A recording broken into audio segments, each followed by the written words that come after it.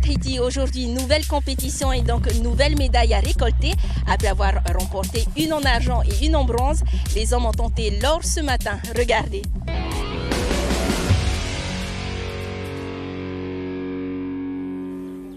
Nous sommes bien loin des podiums de mode, mais la rigueur et la concentration de notre Miss Tahiti 2005 est bien là. Ce matin, l'objectif, atteindre la demi-finale en équipe mixte. Sur la toute première volée, j'avais un stress et je tremblais. Donc la deuxième volée, on a pu rattraper. La troisième volée, ça s'était équilibré. Et du coup, la quatrième volée, eh bien, ils ont été meilleurs. C'est la première fois que j'ai autant de stress.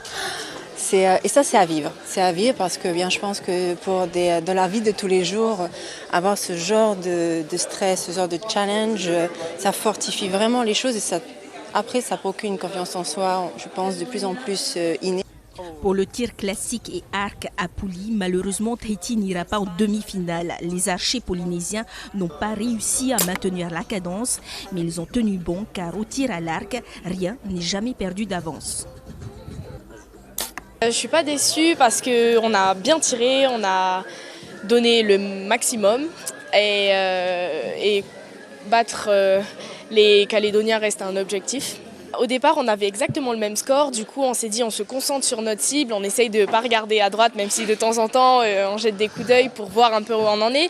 Mais voilà, on s'est dit on lâche pas, on donne le meilleur de nous et puis on va remonter et puis ça va bien se passer. Une compétition serrée, mais la finale se jouera entre Samoa et Tonga pour l'or. Jeudi, Tahiti tentera de décrocher la médaille de bronze face au Kagou. Affronter les Calédoniens avec autant d'expérience que nous, c'était déjà incroyable pour nous. Alors après, on a quand même pas mal tiré, on n'était pas loin d'eux. Du coup, voilà, pour nous, on a réussi notre tir, on a pris beaucoup de plaisir à tirer ensemble et voilà. Jeudi, sur le pas de tir, notre Miss ne sera pas seule car elle attend un heureux événement.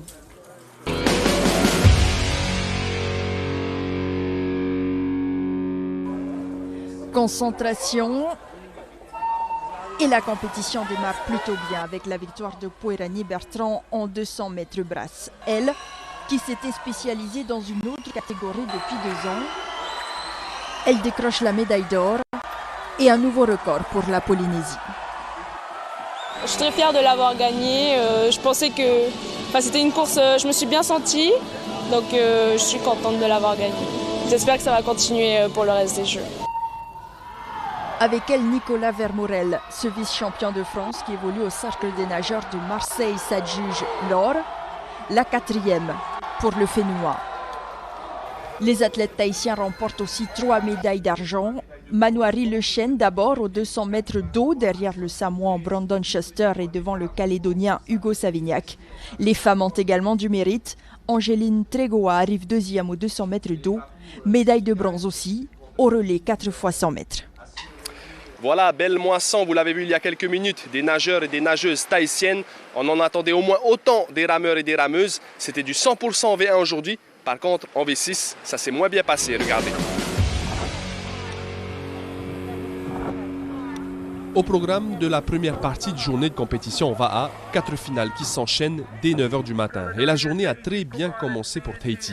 Sur la première finale en V6 500 mètres, les femmes avaient l'occasion de décrocher une seconde médaille d'or après celle remportée en V12 hier.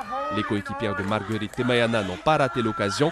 2 minutes 6 secondes et 89 centièmes, c'est le chrono réalisé par les Tahitiennes qui décrochent l'or avec un demi d'avance sur la Calédonie 2e. Hier, on a vu qu'on était juste limite par rapport au, je ne sais pas si c'était Fidji ou la Calédonie. On s'est remis en question, on a analysé et on a joué stratégique aujourd'hui. On a changé certains postes comme le taré. Voilà, on a légèrement calmé aussi le coup de 1 qui est à l'avant. Et c'est parti tout seul. Mais dans la foulée, les hommes se font surprendre une fois de plus. L'équipe de Tahiti prend un mauvais départ et laisse filer la Calédonie et Fidji. L'écart est conséquent et sur les derniers mètres, c'est même Wallis qui arrive à se hisser sur le podium. Comme hier, en V12, Tahiti finit 4e à quasiment 8 secondes du premier, du jamais vu dans les Jeux du Pacifique. Je suis super déçu déjà d'une part à cause d'hier déjà, la V12. Là, avec la qualif d'hier du V6 qu'on avait faite, elle était pratiquement au point là, ce matin. Là.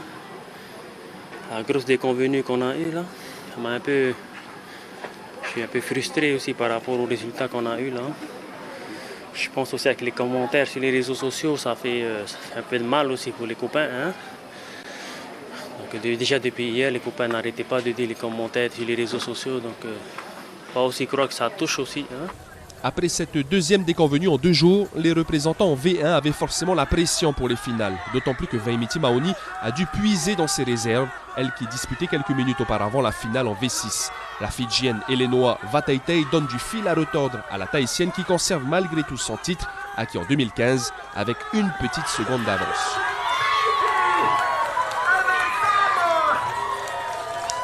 C'était pas évident avec la Fidjienne là, qui est assez costaud. Donc j'ai essayé de me battre jusqu'au bout. Et c'est avec mes tripes que je remporte cette médaille d'or. Tu as vraiment puisé dans tes ressources? Ouais, c'est clair. Surtout qu'avant V6, on avait gagné. Il fallait que j'assure aussi pour ce bien et pour le pays. Après avoir fait partie de la formation battue en V6, en individuel, Kevin Serran Jérusalemi avait à cœur de décrocher sa toute première médaille d'or des Jeux du Pacifique en V1 500 mètres. Mission accomplie pour la figure de proue du VAA polynésien avec plus de 6 secondes d'avance sur le Calédonien Tito Ampuyo qui finit en argent. C'était une obligation pour moi de gagner. Hein. Je me suis donné à fond toute la course. Voilà, je tiens à remercier le Seigneur et demander au Seigneur de nous ressouder avec les copains, hein, de ressouder les copains pour que c'est pas fini. Hein. On va pas lâcher les bras, on est des Tahitiens. Hein. On va montrer nos valeurs et tout en respectant nos adversaires. Les basketteuses tahitiennes ont débuté leur compétition hier et face à elles, un gros morceau, les Samoa américaines. Le premier carton est cauchemardesque pour Tahiti, surprise par l'agressivité de leur adversaire, d'autant plus que l'adresse au lancer franc n'est pas au rendez-vous. À la fin du premier carton, déjà 24-11 à l'avantage des Samoa américaines. Plus à droite et plus rapide, les adversaires de Tahiti sont tout simplement supérieurs dans tous les compartiments du jeu et notamment au tir à 3 points. À la mi-temps, le score est de 46-26 et les Tahitiennes paraissent déjà résiliées. Elles sont très traitées et on s'attendait à tomber une équipe très forte par rapport à l'année dernière. Et ben voilà, on va essayer de faire le maximum pour devenir. Au troisième carton, Tahiti va un peu mieux. Alizé Lefranc, la capitaine, convertit quelques pénétrations, mais l'écart reste important. Un peu plus de 20 points avant d'aborder le dernier quart. Malgré un léger mieux dans les dernières minutes de la rencontre, les Tahitiennes n'arrivent pas à rattraper leur retard. Elles perdent leur premier match de ces Jeux sur le score de 85-61. Elles sont très physiques aussi, elles ont de l'expérience, ça se voit qu'elles savent jouer ensemble. Voilà, plus physiques que nous, plus à droite et plus fortes que nous, elles ont été meilleures que nous. Prochain match de rattrapage contre la Papouasie-Nouvelle-Guinée.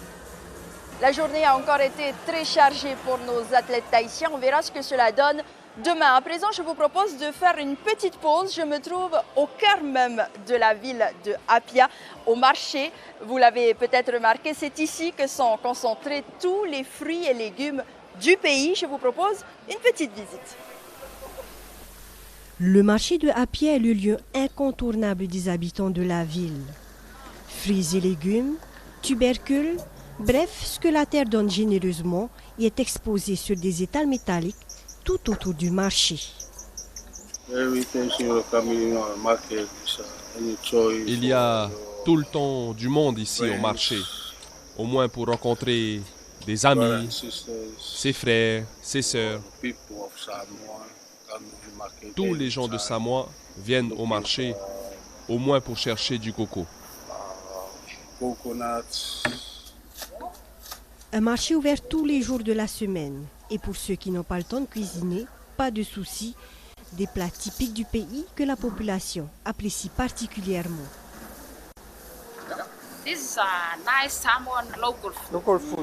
C'est un plat traditionnel fait avec du lait de coco et du poisson.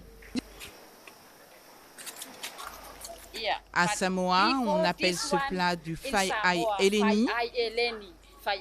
Et ceci est du palu sami, fait avec des feuilles de taro et du lait de coco. Les différents secteurs d'activité bénéficient des retombées économiques des Jeux. Le secteur touristique avec les hôtels, les structures d'accueil, les commerces, les voitures de location, les gens du marché bien sûr, les locaux. Les Jeux sont une aubaine pour l'économie du pays. Et pour cuire tout ça, il faut du bois. Il y a ce qu'il faut pour préparer un bon four traditionnel. Ce bois est vraiment idéal pour faire des feux, ou encore pour cuire les aliments, et même pour faire des objets artisanaux.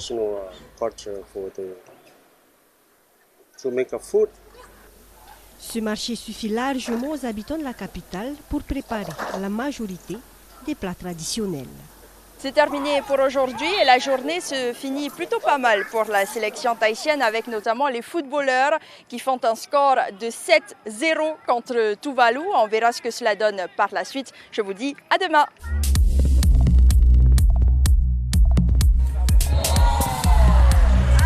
Congratulations. Tahiti! Atu! Tahiti! Atu!